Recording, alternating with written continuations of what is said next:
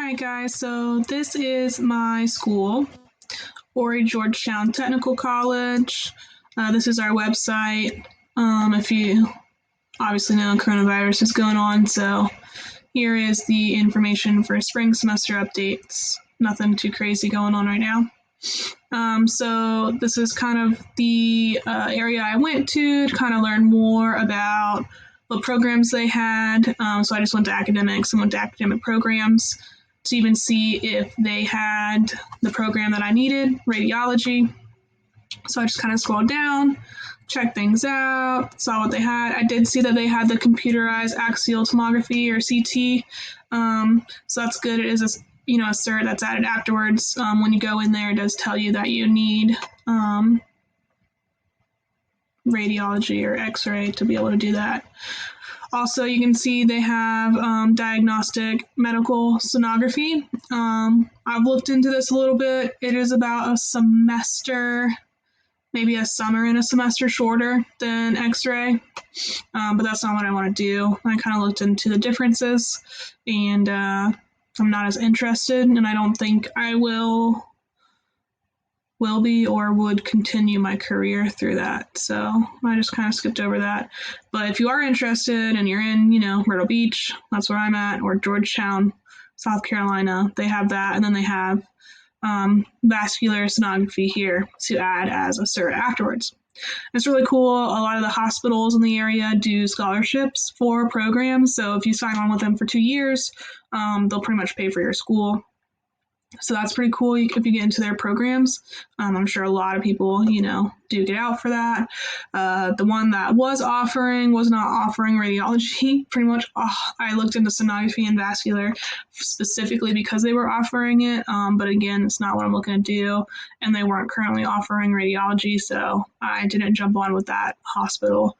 I actually work at a different hospital anyways, and I kind of would like to stick with them because I know their systems and their programs and kind of how they work.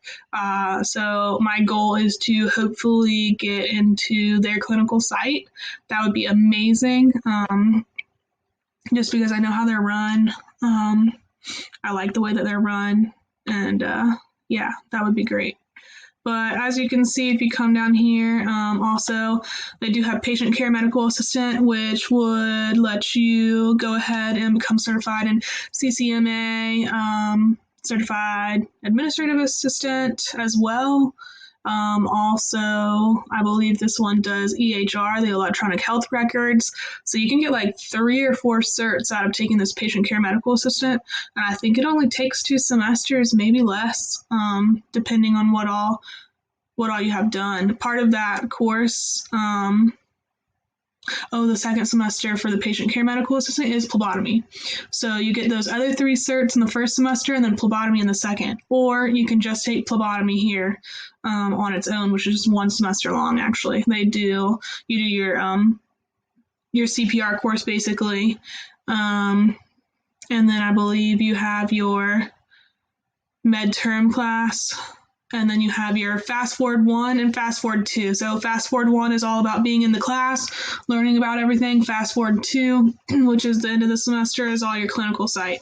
They have both outside clinical sites and on-campus clinical sites. So it's definitely an option. I'm actually looking into doing phlebotomy in the spring semester if whether I get in or don't get into the radiology program. So here's radiology for me. So I look at this quite a bit. And just to kind of go back, I actually printed quite a bit too, so that way if I don't have my computer up and running or I can't get to it, I have a binder of pretty much all this stuff. So that's great. Especially this MIS student handbook. Kind of goes over everything you need to know for everything in medical imaging services for this school, including diagnostic sonography, vascular sonography, radiology, computerized axial tomography. So it's very handy to have and to look on to see what exactly they're talking about. And yes, here's my beautiful mug, Jesus and coffee, because I need coffee and Jesus for this school and everything I have to do with it. So here you can see it says location, Grand Strand. That's because the school actually has 3 locations. The Conway campus, which is kind of like their main campus if you're doing just basic business, AA degrees, art, things like that. And then they have their Grand Strand campus, which what I've kind of looked into is more where they do their continuing education and a lot of their healthcare courses. So I've looked into that. A lot of their healthcare and labs are over at the Grand Strand, as well as Georgetown. Now, Georgetown is probably a good 30 to 45 minutes away from where I'm at. So that's more obviously geared towards people who are closer to that area. Now, if they had the location Grand Strand and Georgetown, and there was only so many, shoot, my ass would be driving 45 minutes to go to Georgetown as well. But so as far as that, I do know that if you're in the nursing program within the school, they do have both Grand Strand and Georgetown locations, so you have options between 2. Obviously, their program is a little bit more rigorous to get into. You do actually have to take the TEAS test for nursing. As of right now, the radiology program does not have it where you have to take the TEAS test. I might actually be preparing for that this summer just to go ahead and take it because they did not have certain things on the nursing application. They recently updated it, and looking at radiology, it was updated a couple years ago, but they could update it again, especially after, COVID. They could have looked into different things and update it, and if they add the T's on there, I want to be able to have that and have a good score because that would be awesome. So I'll just view the program requirements here. So this just goes over the program requirements only. It pretty much just goes over very specific admission requirements for this program. Obviously, this is an AAS in radiologic technology. It is JCERT and AART certified, so it has both. So I looked into that immediately when I saw it. So yeah, this school, good to go for me. And maybe you, if you're in this area. So as you can see, this is what I'll have to do. Yeah, see, my school is not waitlisted. I've heard a lot of people say that a lot of their schools have waitlist programs. My school is completely weighted admissions. So I will show you that weighted admissions list and show you what that goes over. But my school is wait only. If you do not get in for that year, you are not put on a wait list. They do not call you later. You have to reapply the next year. That's just how it is, I guess. That's how they do it. They don't keep people on a wait list. They don't let people know, hey, this is what's going on. It's a yes or a no, basically, for my school. It's kind of hard to hear that you might not be waiting around, but in all honesty, I wouldn't want to be just waiting and waiting and waiting. I would want to see what can I do to make my application better so I could get in. I kind of like that about this. It's made me feel better about the coming to the school and not knowing that, I've got 52 students ahead of me that are already on a wait list. So by the time I apply. And some schools do that. So this is kind of nice. So for me, I have to complete a criminal background check prior to my acceptance. That's not a problem. I'll be doing that this fall before I turn my application because I obviously need to turn that in. I have to submit a urine drug screening prior to my acceptance. Yeah. No to drugs, man. So not doing that. And I don't have to worry about taking that. Submit a Health Science Division student health record form, which they actually have, and kind of goes over the type of things that you need to do and take in terms of, your TB and all that prior to acceptance, which I have most of that already done. I think I just need to do my 2-step PPD, which I actually have to do before my CCMA anyway, so I already have that done for my application.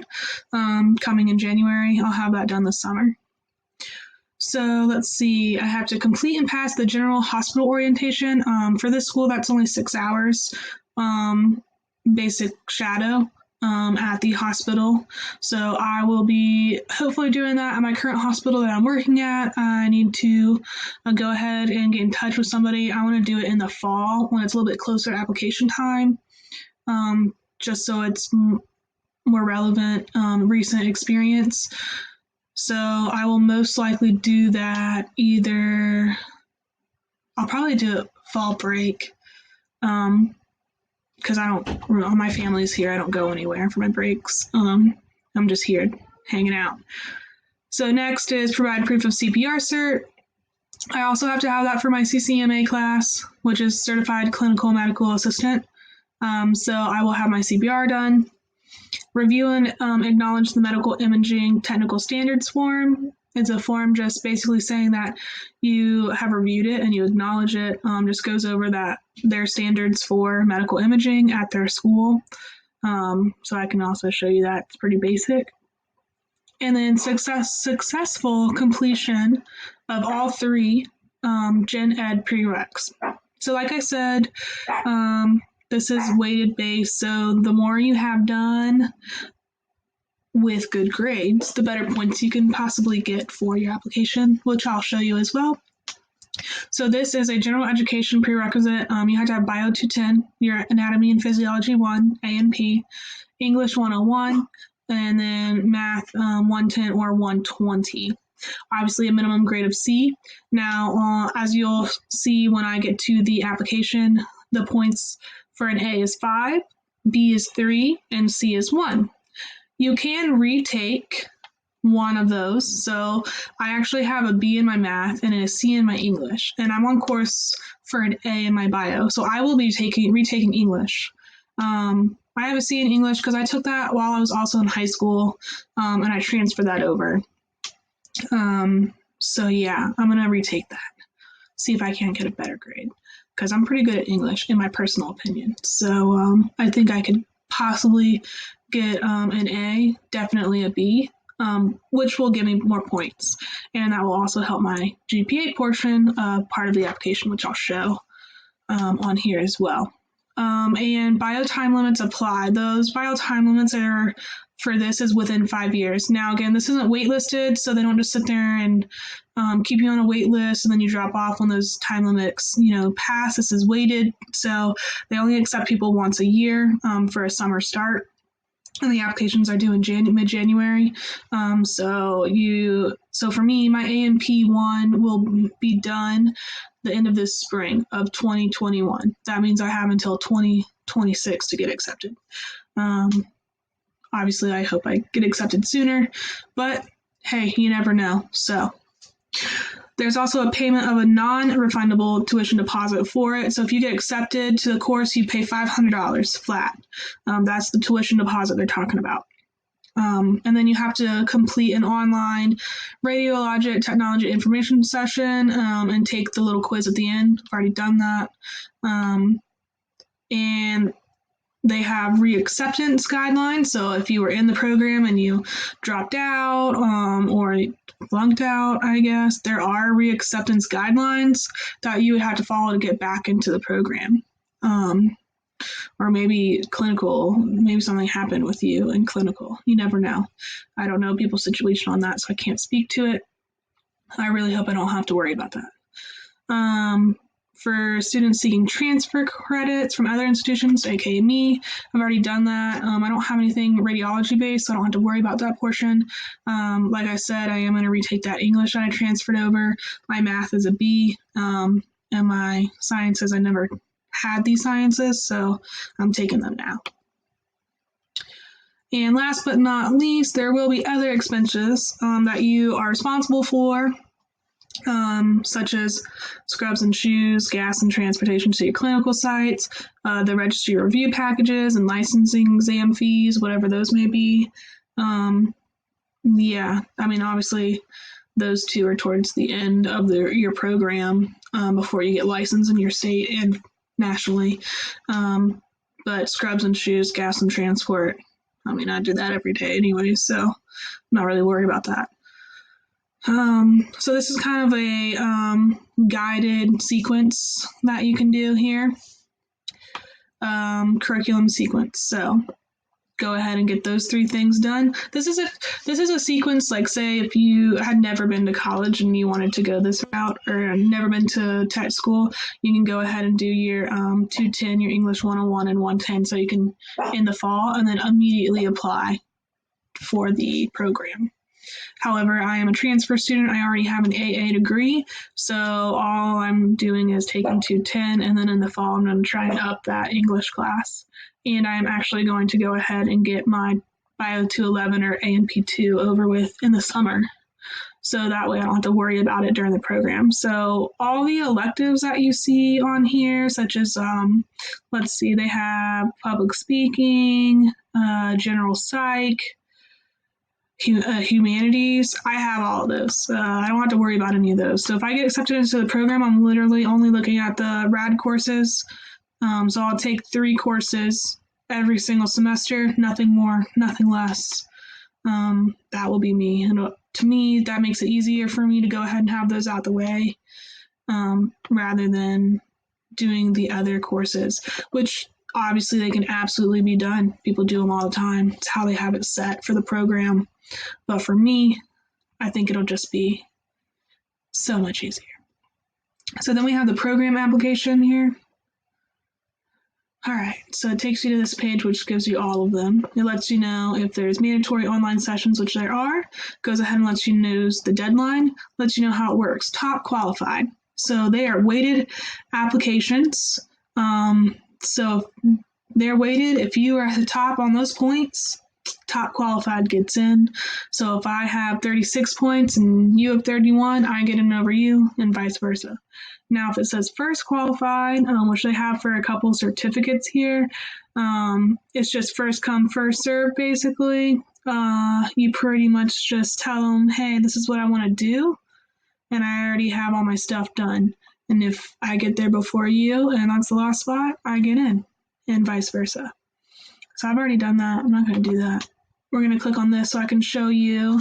This just takes you to the advising screen for radiology technology in the science, health science division. Here's that department information section again. So that way you could go ahead and take that. And then they break it down pretty nice. Here's the forms you'll need. So if you need a complete CPR, you can click there. Go ahead and get that done. Here's the background check and drug screen affidavit and instructions. Boom. Physical form. Boom. Medical standards form. Boom. Fill that out. Complete it. The application, what the expenses will be for you during this course, and a liability release form. Because obviously you're going to go to clinical sites that are not owned and operated by HGTC, so you need to submit other liability release forms to those clinical sites or hospitals while you are under their supervision. If things happen, basically you're not going to sue them and things like that. So this is the step session checklist that you would go over everything. Once you get all this done, you do it. Boom, done. You can calculate your GPA for those grades, which I'll show you why you might want to do that. Because here's all the prereqs. Your 3 prereqs you have to have done to apply to the program. The ones you can complete while you're in the program, though I do suggest get them done before, if you can and have the opportunity. I mean, this is 1, 2, 3, 4, 5, 6, 7 courses, right? So most people can take, like 5 courses per semester. Typically, they start you off 4 to 5 courses per semester when you go to a 4-year college. So there is no point where you couldn't go ahead and get all of this out the way before you start the program, in my personal opinion, unless you did a fall start and you only were able to do I would still go ahead and do A&P 1. No, seriously. I take that back. You could do your bio, your English, and your math, and then add in 1 more of these, or don't, whichever one. If you want to just focus on these so you get A's and have better points for your application, go ahead and take all of those and just focus on them. Get the best grade you can possibly get. Apply to the program. If you get in the program in the spring, here, do these, get them out the way, because then your RAD program starts in the summer and you want to just be able to focus on those, in my personal opinion. Now, can you do all those other ones while you're in the program? Absolutely. They have it set up to where you can do that. Personally, I think that you should get them done first. That's just my opinion. I hear it's rigorous, and yeah, that's what I think. So they do have this nice little slideshow here that will go over all of these forms actually for you, but I like to just click on them. It opens them right up. It gives you everything you need to know. This is your application. You fill this out. Boom. Application deadline, January 15th. Selection date, February 15th. And then, so by end of February, you would know if you're in. It takes them 30 days. Here's admission criteria. So, have you completed the application process and been accepted to HGTC? This is for people more so like, have you transferred in? Because if you're already taking classes there, you've already done all of these. So obviously, yes, I've done the application and fee. Yes, I've sent over my high school transcripts and previous college transcripts. Usually, that should always be yes. I mean, if it's not, then you shouldn't even be applying yet. And then the next one, completed your Bio 210, your English 101, and your Math 110 or 120. I've done that. I do have a 2.5 GPA on all three of those courses. Completion of the technical standards form, which is just submitting that form with them, and then the information session. So as long as you've done all of those, you're good to submit this on January 15th. All right, here's the weighted values. So previous allied health experience involving patient care. 1 second. So on this one, you can either get 5 points, 3 points, or obviously no points. So this one, 1 year or more of full-time work, roughly 32 hours a week equivalency in a clinical or hospital setting requiring patient care within the last 2 years. Or if you just recently graduated of an AS degree or higher in an allied health or nursing within the last 2 years. Most people probably aren't going to just go ahead and graduate with nursing and then turn around and do radiology. I would say that's probably rare. So more than likely that's more for the people who have been working and waiting to apply to this program. Now I'm going to get 3 points because it says 1 year of part-time or volunteer work, 10 minimum a week equivalency in a clinical or hospital setting requiring patient care, or recent graduates of certificates or diplomas in allied health or nursing within 2 years. I am getting my CCMA. I started this summer, and I'll have it way before January done. So obviously that's as long as I pass. But I'm going to put my all into it, so I don't see why I wouldn't. So I'll be able to get 3 points off of that. Next is huge, and this is why I say if you are applying for radiology, those 3 courses, that's 4, 3, and 3. So that's 10, and you need 12 or more semester hours, excluding developmental courses, which is like continued ed or things like that. Semester hours. Go ahead and take 1 more. Take 4 courses in that spring. You get 10 points at my school for this. So I am actually taking an extra class because I would only have 11 if I didn't take an extra class in the fall this year. So I am going to take 1 extra class, which will hit me those 12 semester hours, which gives me 10 points on my application, which I think is totally huge. Next is those prerequisites that are required for the general education courses to be completed. It will be your Bio 210, A&P, or Anatomy and Physiology 1, English 101, Math 120 or 110, Mathematics, Math, whatever. It breaks it down right here. The grade that you get is the amount of points you get. Right now I'm finishing this course right now. I honestly think I'll get an A as long as I don't bomb the practical and the final test. I should be good to go. So I'm going to just go ahead and say A. I want to, think it into existence. So 5 points. Right now I have a C, so that's 1. I have a B, so that's 3. So that's literally 8 points right there. I'm retaking English 101 to try to up that, which could ultimately get me 10 to 12 points in this area, which personally I think is great. If I get an A there and an A there, that's 13 points. That's awesome for me. So then I'd be at 10, 23, 26 points out of 39 so far. This is if you've completed some of these other courses and you get good grades, it will help you get more points. For me, I have A. I'm taking that. I hope to get an A. I'm retaking that, hoping to get an A. I have a B in that.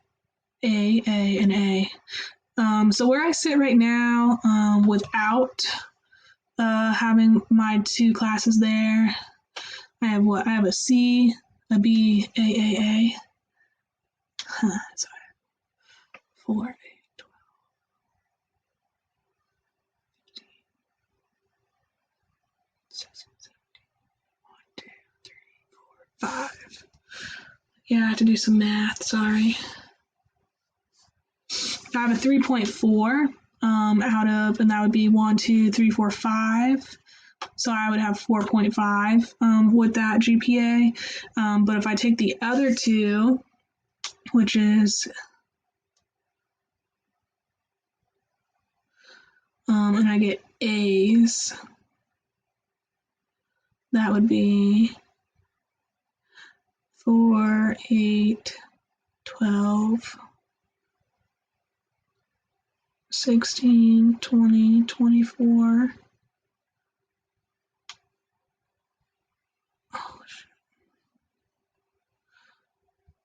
I think that would put me closer to the 3.54 is what it says, and that's out of the 7 classes, 6 points. So right there, right here, depending on the grades I get for my A and P and everything, if I wish my A's into existence, I could ultimately have a 32 points already right here. I don't have a bachelor's degree or higher. I'm not getting that point, so I'm still going to say it at 32. Right now I'm here. Actually, I'm neither of these right now. I just submitted for Horry, Georgetown County residency, so I'm hoping to get that, which would put me at 34. So if I wish all my A's into existence, I'll be at a 32, and then if I get my residency, I'll be at a 34 out of 39. I mean, that's pretty good. That's like getting an 87. I'm almost at an A. So yeah, I would have 34 points if I do everything that I need to do and have everything done that I need to have done. And considering my advisor told me that the typical point was a 31 to get into the program, I like those chances. So that's pretty much my school, everything that's going on, kind of going over everything that you need to do. And yeah, I really hope I get into this program, and as I continue going over a lot of stuff, I will continue to show you guys how that is and how that works. And yeah, maybe I will add some different things of like my studying and stuff like that, and how that goes. So thanks for listening, and I hope this encourages anybody who is looking into a healthcare field at a community college, looking at what you currently have, previous experience in, and what that could work for you on an application. All schools are different, so if you're going to go back to school, look at the school and check out what they are going to be offering as far as, are they on a wait list? Are they weight-based? What prereqs do they have that you need to take, or that you don't have to take? Can you retake any of those to get more points if it's point-based like mine is? And what other things can you do in your downtime or free time, or can you switch jobs to possibly get more experience to help you with your application? Some schools require basically like a letter or almost like a cover letter with their application on why you feel like you would be a good fit for their program. What have you done in your past that makes you think that you're going to be good with this program? So I definitely think it comes down to a lot of different factors, and it really depends on your school and what you're looking to do at your school. But I'll just keep you guys updated on me and how I'm going through my process. If you're in South Carolina or in the Low Country area, I could possibly help you. If you ever have any questions in regards to searching for schools, especially in healthcare, such as like nursing or radiology, I looked a lot into it, so I know a lot within the area. I'm originally from Beaufort, South Carolina, and so I know a lot about TCL. Obviously, I know plenty about Horry, Georgetown. I went to Coastal for a little while. That's where I was doing my bachelor's. So there's many different opportunities and routes that you can take to possibly get into this career field. And there's definitely some Facebook groups and other YouTube channels that I think are definitely helpful. So hope you guys check them out. Peace.